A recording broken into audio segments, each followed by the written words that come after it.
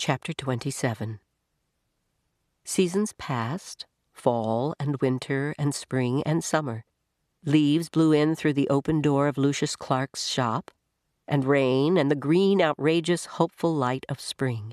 People came and went, grandmothers and doll collectors and little girls with their mothers.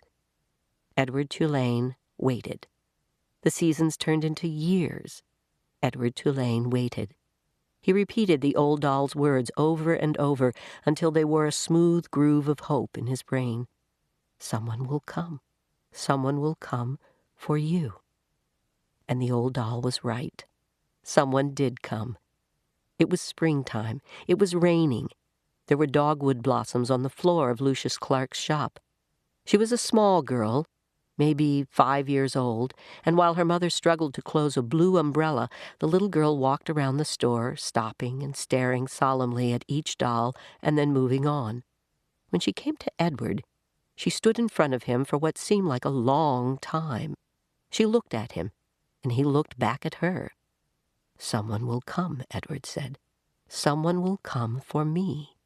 The girl smiled, and then she stood on her tiptoes and took Edward off the shelf.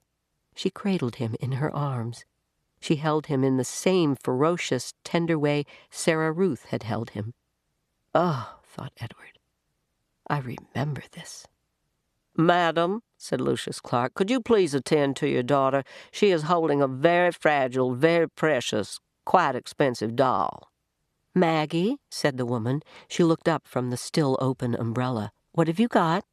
"A rabbit," said Maggie. "A what?" said the mother. "A rabbit," said Maggie again. "I want him."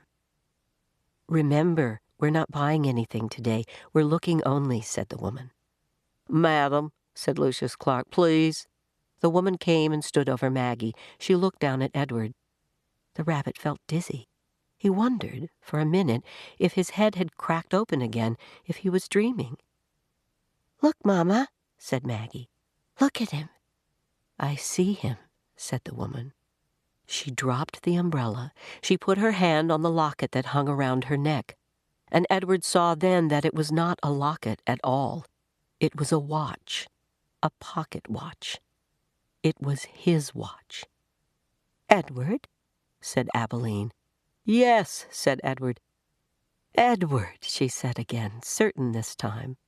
"Yes," said Edward. "Yes, yes, yes, it's me."